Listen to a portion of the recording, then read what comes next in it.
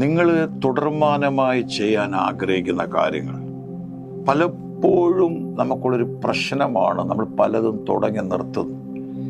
ചെറുതാണെങ്കിലും ഒരു കൺസിസ്റ്റൻസി, അതായത് ഉദാഹരണം പറഞ്ഞാൽ 10 കാര്യം നിങ്ങൾ എഴുതി ഒരു ദിവസം ഒന്ന് തുടങ്ങാൻ ആരംഭിച്ച് ഈ 10 കാര്യങ്ങൾ ചിലപ്പോൾ ഒരു കാര്യമേ നിങ്ങൾക്ക് ചെയ്യാനൊക്കത്തുള്ളായിരിക്കും.